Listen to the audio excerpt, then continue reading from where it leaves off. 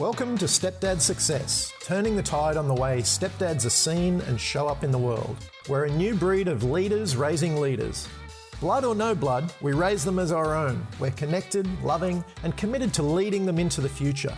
If you asked a normal dad, he'd say we're doing the impossible. He'd say, but they're not yours. How do you do it? Yet every day, stepdads around the world are forging the way. That's what we call Stepdad Success. We're leaders raising leaders. And these are our stories. G'day, it's James Quabassa here and welcome to Stepdad Success. We've got another interview today and we've got Jeff Casebier on the phone and he's from Southern California. Kind of looking forward to this. I love the Southern California area, so I'm keen to hear what he's been up to out there. But he's a stepdad. He's got 5 kids and he's been a stepdad about a year now, a little bit over a year. So he has 2 stepchildren and 3 of his own. So just a new stepdad, but this is a little bit different today. He's got a bit of a military background, travelled around a lot, and I'm really looking forward to saying g'day. How are you there, Jeff? Good, James. How are you? I'm fantastic, mate. Fantastic. Early morning here in Australia and probably late afternoon there in California. Yeah, we're sitting at 1 o'clock. Oh, beautiful, beautiful. Mate, thanks for jumping on. I looked through, some of the questions I had you fill out there and stuff, and I see, obviously, you've got much of a military background and you've been married before, but just give us your sort of background story, just the way you would tell it, if you don't mind. Just let us know a little bit about yourself. Okay. I am 47 years old. I was born and raised in California. I bounced back and forth between Northern California and Southern California. I was born in Marin, just on the other side of the Golden Gate Bridge in San Francisco, and moved with my family back and forth between Southern California and Northern California. I'm one of 3 brothers. My parents are still married today, and pretty much had a pretty normal childhood upbringing as far as normalcy goes in the family. After high school, I joined the Marines. I served 4 years in the United States Marine Corps. During my 4 years, I traveled, spent a lot of time in Central America, Panama, Honduras.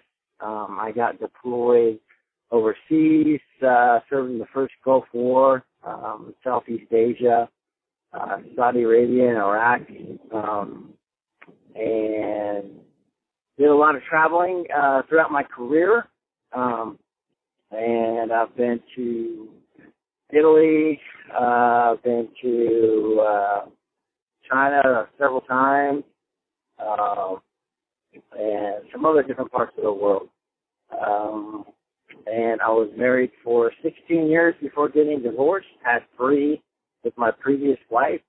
I met my soulmate and the love of my life and my best friend about 3 years ago. We got married, been married now for just over a year. And with the new marriage, I inherited or married into 2 more children. So between the both of us, we have 5 children. The ages range from 20, my oldest is going to be 21, so he's a boy. 17-year-old boy is the next one, and then 14-year-old girl, and then my 2 stepchildren are 10, and he's a boy, and then the youngest girl is 6. Wow, that's... And I'm bringing this today. You've got the full spread there, Jeff. That sounds like you've got a full household. I'm sure that becomes pretty lively at times. Yes, absolutely. Hey, you've obviously, you served the country and all that. So I would imagine kind of and you said your upbringing was fairly conventional and, your parents are still together and sounds like you've had a fairly stable upbringing. Is it much the same in the household at the moment? Are you kind of, you see some people in there very disciplined, others not very disciplined. I'd imagine your household's kind of run pretty shipshape. Is that the case? And are the kids kind of in on that game? Yes. Our household, well, my wife Roxanne and I got married, or before we even got married.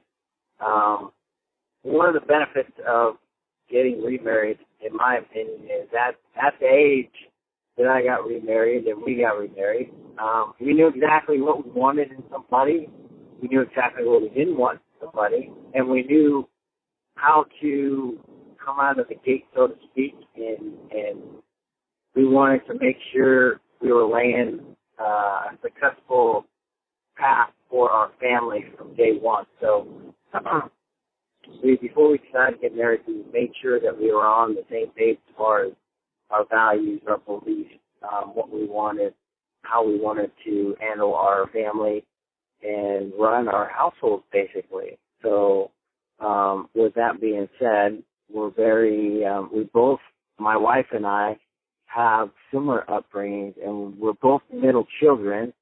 So we both have the middle children or middle child syndrome, which is, the first one, in my experience, the oldest usually is a little more entitled. The middle, the next one, usually has more pressure because the parents are realizing all the mistakes they made with the first one, so they're putting all of that on the middle one. And then by the time they get to the middle one, the younger one gets a lot of freedom that the middle one did. So, and it seems to be the case in both mine and my wife's upbringing, and that leads into we're pretty unified, and we set a standard of core values within the household, and we share it, and we have it on our wall in our dining room, actually, and we talk about it over dinner. So all our children are pretty aligned as far as the way and what we expect out of them while they're in our household and while they're out in society. So it kind of takes a lot of the day-to-day management of the children or the disciplining or whatever out of it. It makes it a lot easier because we always revert back to those values, and it's a constant, it's a visual, and everybody knows basically what we expect of them. So yeah, it's been a good tool. Yeah, I was going to say that's really interesting because you don't see that a lot. You don't see it a lot in Australia, and you don't see it a lot anymore as far as, that those set of values placed on the wall. Did that come from, where did you get that idea, and kind of what are some of those values that you do have on the wall? Well, one of the evolution of our family code. It kind of evolved over my wife and I's intentional education on our own marriage. So we went out seeking from the beginning. We realized we had a lot of baggage from our previous marriages. So a lot of trauma, a lot of stuff we were bringing into this new marriage. So we decided through our church, actually, they have a men's and women's skills program. And it basically was I think it was 15 weeks of going into a group of men and a group of women for her, and basically sitting in a circle, an open forum about speaking and being the truth and being open with your emotions and within your beliefs of being a Christian, and basically going through that and opening up and seeing other guys open up about things that they've experienced in their lives, what's going on, why are they so messed up, a lot of things are happening. So went through that program. After we went through that program at the church, we decided to continue it for the health of our marriage and our relationship and our family. And we went to a program called Marriage Skills, which is the same kind of concept, but basically you're going through this class or the skills program facilitated by experts through the church to enhance your marriage. Like go through the pain and peace cycle, go through learn how to fight with your wife and not how to fight with your wife. And basically all these things that trouble a relationship between a husband and wife, learn how to navigate that and figure out there's a reason why that they're acting this way, and basically to take responsibility for your own self first before, getting ready to get in a fight or whatever. And so that's kind of the form of our initial launch, I guess, into seeking out tools for our family, tools for us to be successful, in the beginning of our relationship. So through this process, we have evolved. We wanted our family to stand for something. And actually, I think it was a marriage retreat we went on through our church that we went to dinner one night, and we just decided, what are some things that we can do to make this visual within our house, and how do we get all our kids on the same page, because we have such a wide span, of the age range there. Yeah. And they come and go. They're not all there at the same time, so they're all on separate schedules. So we have the old ones, we call them the bigs, and we have the younger ones, we call them the littles, and they're in and out. Sometimes they overlap, and we take family vacations together. So so this was one thing that we came up with. We want something that's visual on the wall, a symbol that's easy for the young ones to grab a hold of, and something that's there for the old ones to grab a hold of as well. So we figured a symbol was a great way to do that. So we basically sat down, did a mind map of what we wanted, what we stood for, and we put it on a whiteboard. It's still on that whiteboard. It's hanging on the wall, and we basically, it's a great conversation starter for our family dinners that we try to have every Sunday. So. Yeah, beautiful. Mate, do you mind, can you share some of those values that you do have on the board? Sure. We have honesty. We have faith. We have, it's bad if I can't remember them off the top of my head. You put me on the spot. But, sorry, mate. What's it? I can't remember all of them off the top of my head. That's okay, mate. I put you on the spot there. That's not a problem, mate. Okay. Mate, yeah, great for you. I think it's a really great thing to do. Like as I said, you don't see it very often. It used to actually be a much bigger thing to have those values on the wall and have some sort of family symbol or a family kind of crest and that sort of thing. I think it's a great idea, and I think it's a great idea to pass down to kids. The podcast's all about sort of leaders raising leaders, and passing down little things like this I think is really important. Do you see, like with the older kids, and of course, everyone's talking about it around the dinner table, with the older kids, do you see it starting to transfer through to their life? Yeah, I do. Like I said, we started this from the onset of us getting married, and right away out of the gate, as something we wanted to be in front of, and make sure that we had a chance. It's a fresh start. We have a great chance.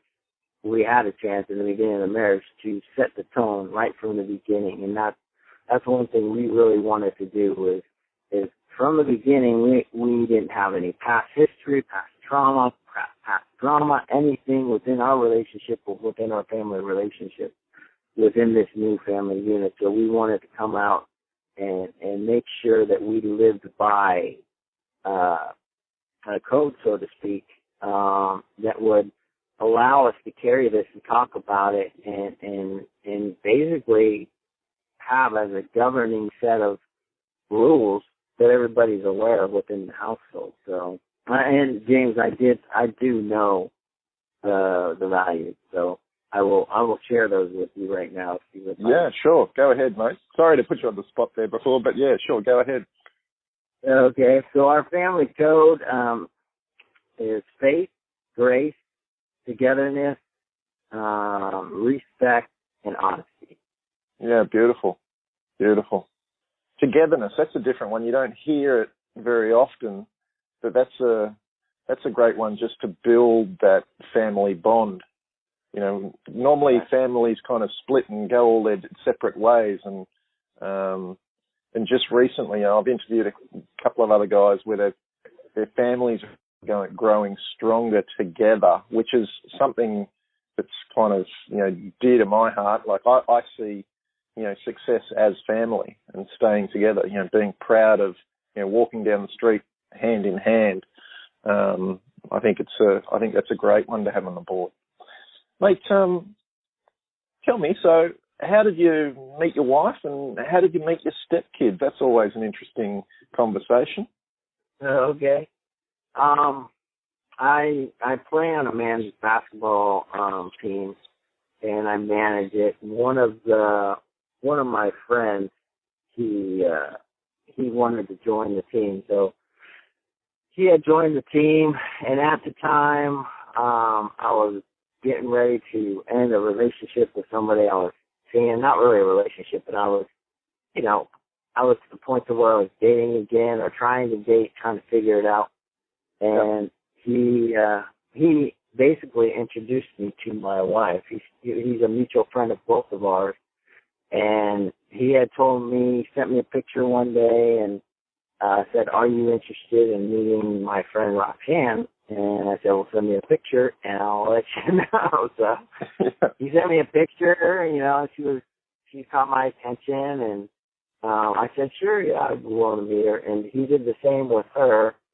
And he basically told her, out of all of my friends, Jeff is the only one that I would introduce you to. So she took that as a good sign and said, "Yeah, I'll meet him." So it was basically through a mutual friend that we got connected. So yeah, nice.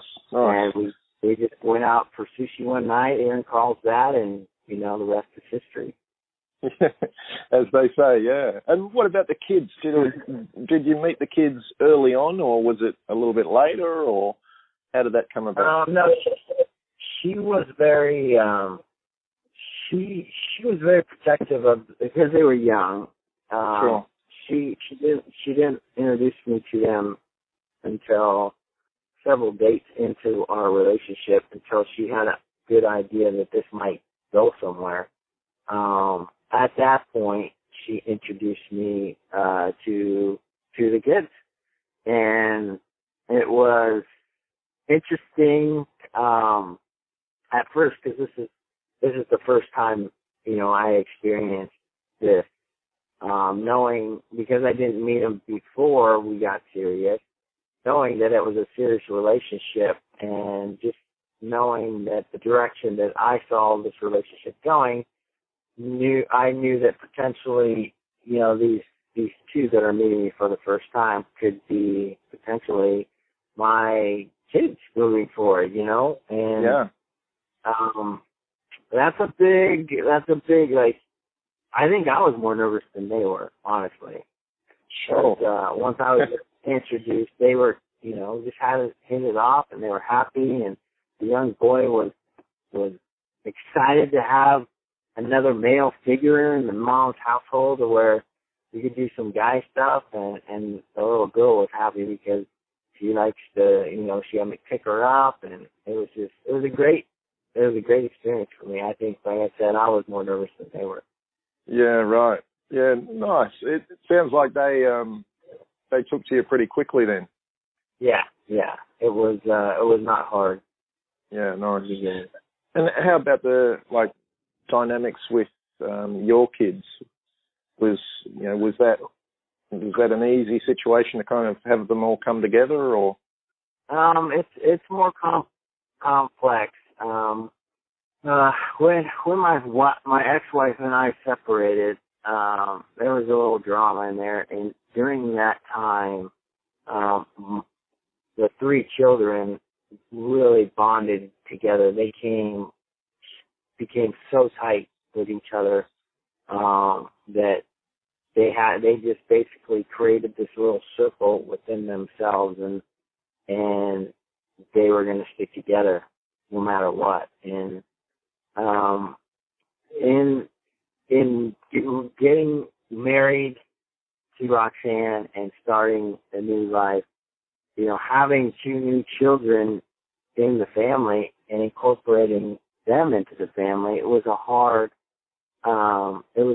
for them to wrap their minds around this whole new concept of family. So sure, it was a harder sell on the older ones versus the younger ones. Definitely. Sure. Yeah, that must be tricky. I'm not in that situation myself, but we've had plenty of conversations here on the podcast about that, and sometimes it goes smoothly, sometimes not so smoothly, and it's normally to kind of ties in with the other parent in the relationship. Tell me, do your younger ones see their dad? How's that dynamic play out? Or, is there a even split there, or do you guys have the younger ones all the time, or? Yeah, it's, with the younger ones, it's a 50-50, back and forth. I know their dad, and, being that they're young children, I understand that they need to communicate with both parents, and they're going to say what's on their mind, and I'm very aware of his involvement. I think it's great that he has a relationship with them, and he's open to my relationship with them. It's all basically, your mindset has to be geared around what's in the best interest of the children. So and to have 2 happy households that the kids can go from one to the next, they just have additional support, and it's beneficial for them because they have a new person in their life that can give them more perspective, more love, more attention. And we just found out a week ago that their real dad is actually getting remarried, and they're actually up in Washington meeting his fiance's meeting his family for the first time, and they just got back from Texas meeting her family, and they got engaged out there, so they're going to have a new mom as well in their life. So, but they're totally blown away, ecstatic, excited. They're just going nuts right now. So it's a great time for them. Yeah, that's great to hear that. They obviously all get along, and you guys kind of obviously get along, and it's a nice way to be. Obviously, these things can turn pretty ugly at times, so it's always nice when it's a good relationship. We're much in the same situation. We get along. We have 50-50, week on, week off, and the boys are 8 and 10, so they're still little, and it's good times, good fun times. Tell me, you seem pretty happy as a dad. Tell me your thoughts on being a dad. My thoughts on being a dad kind of stem from my experience with my dad. A little bit. Obviously, that plays into my character and who I am today. My dad was very hands-on. He's very, all about you got to work for what you get, and showing and teaching. And but one of the things that he lacked in was, in my opinion, was the ability to communicate at a level in which we would establish more of, I don't want to say a friendship, but a friendship, a level of conversation to where it wasn't somebody talking to us, it was somebody talking with us. So I've refocused my approach with my children is being open and having conversations with them and letting them come up with the answers to the questions versus me telling them the answers. I think from what I've seen, the results stick. and they get more out of it. And it's okay if they go through life and they mess up, you know. It's they're going to learn a lesson, and hopefully not do it time and time again. But you know, I think in society, a lot. I don't want to see everybody does it, but it seems like a lot of people hover, at least here in Southern California, what I'm experiencing, hover over their children, and they manage them, and the children don't get to experience life situations. So, I mean, there's obviously parents who do, but there's parents who don't, and I believe in actually helping guide them and mentor them rather than telling them what they need to do. So, yeah. I think it's a key point. You know, you do see a lot of that. You do see a lot of people trying to, I mean, to put it nicely, it's manage, but essentially it's control, and you know, control for the sake of stopping them looking bad. But you do need to let them go. You need to let go of, you know, you need to guide them, not control or manage them. You know, and like you say, you know, putting the values on the wall, teaching them those values from from when they're young, giving them guidance, you know, being able to talk to them as an equal, not as a disciplinarian kind of thing. It goes a long way into building a solid character. So, you know, when they do face challenges out in the world, they can deal with them for themselves. I think it's it's admirable of you to be thinking that way instead of just being like, okay, I've got to, you know, get them acting like me, which is what a lot of people do. Yeah, it's, you know, I guess my experience with my oldest had a lot to do with the framing of my mindset around that. You know, as a young parent, you're just trying to, you're trying to do everything right, and there's no textbook, there's no anything, and all the kids have their own personalities, so what works for one might not work for another, and, you know, over time, you develop this, you know, this wisdom, this, I guess, understanding of what works, and my oldest, he was challenging, to say the least, and he got into some trouble, but, you know, he always came out of it with some sort of lesson, and he was pretty good about recovering from that problem that he went through, and, you know, it was just a blessing to have him as the first. You know, he caused a lot of stress, he caused a lot of problems, but he also caused a lot of learning from within me of seeing what happens when, you know, he gets into trouble and he has to deal with the consequences, and you don't save him, and he reflects back on that and learns from that. So I started paying attention to that because he was frequently doing things that got him into situations. Not the same thing. There always seemed to be something new he got him into, and at each level as he grew up, especially getting into high school and as he transitioned into college, there always seemed to be something new he was getting into and having to figure out a way to get out of it. And then we talked afterwards, and, you know, I would actually learn something from his experiences as well. So it's very enlightening to me. Yeah, that's interesting. It's, I mean, and all kids do that. You know, there are different levels of intensity around that, but all kids are constantly testing, you know, pushing the edge. And, you know, you, like you say, you can't save them. You know, just as the tagline of the podcast, leaders raising leaders. You know, leaders don't save people; they guide people. And it sounds like you're doing a great job, Jeff. I mean, it's a tough one, isn't it? There's no rule book for parenting and being a step parent and all the rest of it. But it sounds like you're definitely on the right track there. Tell me, for you, you know, as a dad, as a step parent, you know, dealing with little ones, dealing with older ones, what's the biggest thing you've had to kind of let go of? As a stepdad, as a parent, the biggest thing in that I've had to let go of is the past, I would say. Right. And that's a big topic. So, but for me, a big chunk, a big weight, the big thing that I needed to let go of was the past.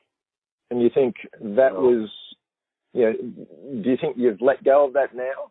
Is that kind of, have you moved on from that? And how's that changed the way you parent?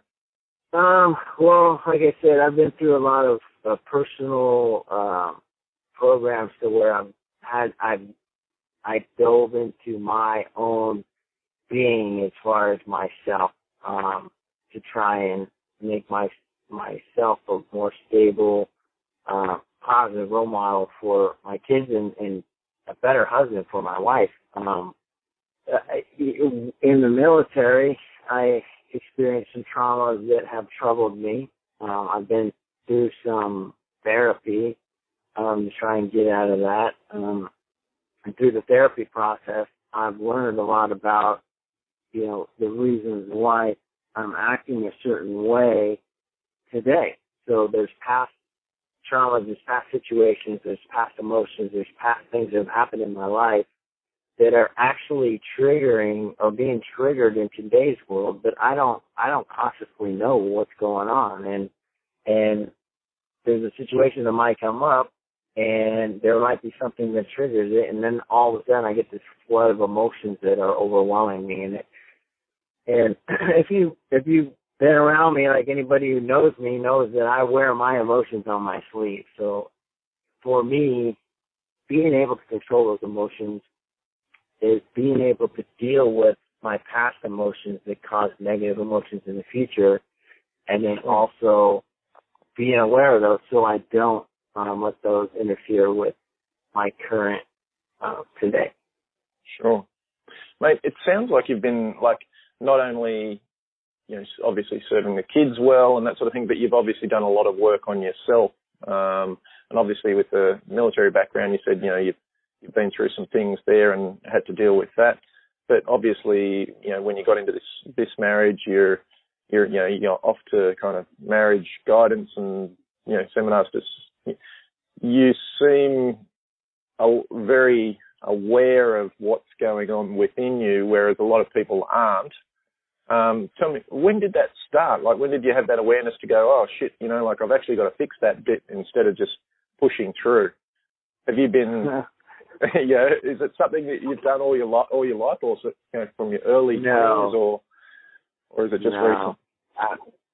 It's pretty recent. It's pretty amazing how life presents itself to you when you need it to. So, sure, yeah.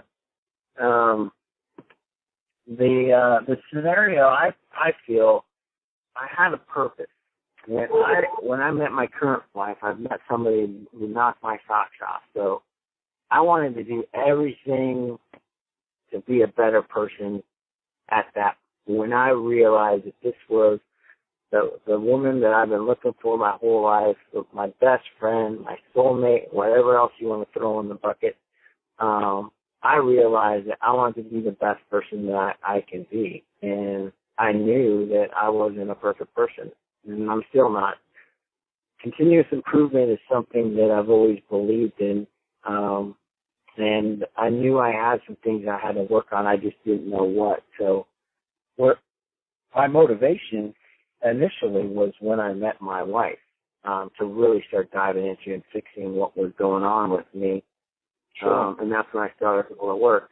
And through the process of being around people that I really enjoyed and liked people like me, and within my wife's friends, now my friends, there's just all these opportunities and things that have come up. And one of her good friends, her best friends actually, the godparents, my stepkids,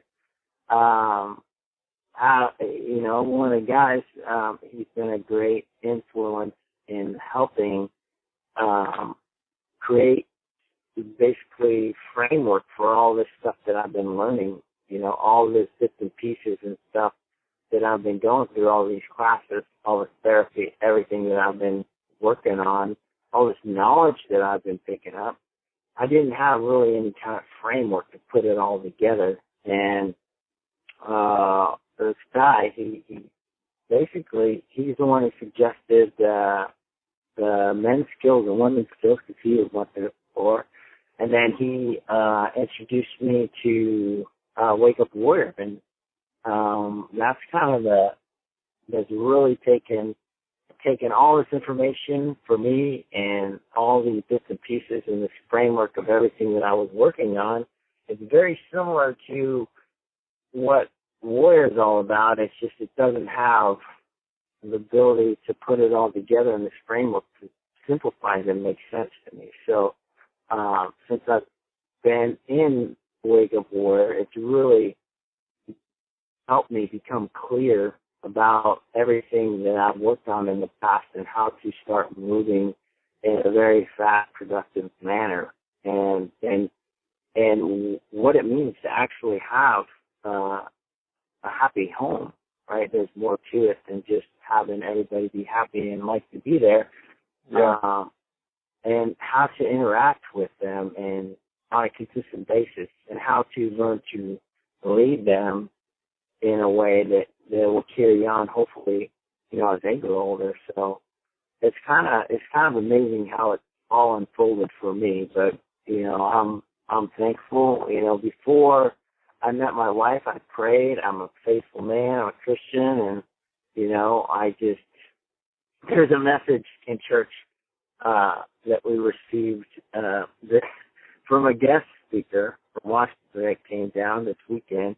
It was basically talking about faith, and it just kind of hit me this weekend that all the things that I've been through in my life that led up to the point where I remember the day I was down one day, and one of my cousins.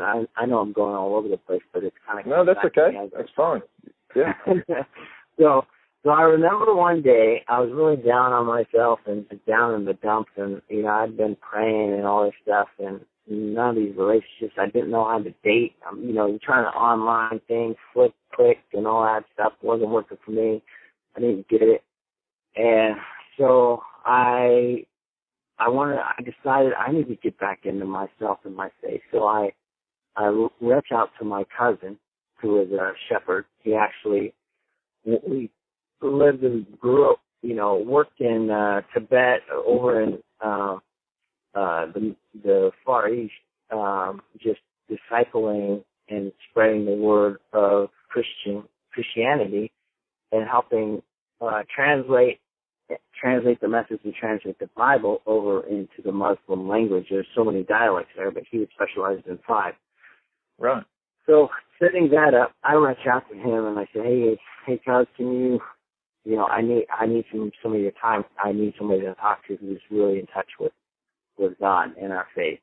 So he came and he called me on the phone. I remember sitting in my car he had me on the phone for 2.5 hours. And he basically helped me get reconnected with God, and basically from that day forward, just having faith and just doing the things that I knew were the right things to do, and it just started to unfold for me from then up to today in this way. So it's just it's kind of amazing to look back on the different steps, and it's just kind of overwhelming to me. Yeah. To see how you can be down one day and then you fast forward to today and you can see all the things that have led up to today, and it's just kind of amazing. So. It is. I know that feeling for myself, and you see other people go through it as well, and it's pretty incredible, like you say, how the universe lines up for you. It is a great thing, and it's interesting because in talking to you, Jeff, I just feel like you have it all together. Like just the way you present yourself, your background, your parents and everything. But of course, everyone goes through stuff to some extent, and it affects us all differently. And I take my hat off to you for digging into that, because a lot of people don't want to dig into that, and they'd rather drink themselves into sedation and just pass it on by. So, mate, hats off to you for doing the work there, because it's not easy. It's not and it's not fun. Yeah, I agree. It's real easy to slip on that slippery slope, you know, and or taking the wrong fork in the road. Like I said, I'm just blessed. I don't want to say I'm blessed because I have an older brother that has not taken the right road, but my older brother, he took, you know, he's still trying to figure it out, and he's 2 years older than I am. So, and he's had a lot of struggles, which I'm not saying that had he not gone through that I would not have chosen the path that I've gone on, but definitely it's a big, definitely no, I'm not going down that road. Sure. And that's the thing, like, everyone has their own path as well. You know, you can't, you know, all you can do is lead, and just, you know, be as good as you can be, and hope that some of that rubs off along the way to the people that need it, which is, you know, as I said, hats off to you, mate, for diving in. Mate, I'll wrap this up shortly, but I just wanted to give you the opportunity, you know, is there anything that you wanted to, you know, say to the other stepdads? And I know we haven't really talked too much about the stepkids and that sort of thing this time around. Maybe we can have you on another time. I'd love to do that. But, you know, I think it's been a great conversation and really important, just, you know, going down that path of, you know, kind of discovering yourself and having that awareness and getting things fixed that you think need fixed. I think it's a great thing. Is there anything you'd like to share with anyone else listening out there that you think might come in handy, you know, just a tip or something you've learned over the years, or something you just want to share? Yeah, I guess the one thing that I would want to share would be to, I guess, don't overtry, and just make sure that with the stepkids, I mean, they're all different, but I mean, I guess connecting with them is find your way to connect with them individually. My way of connecting with Keola is different than connecting with Emalani.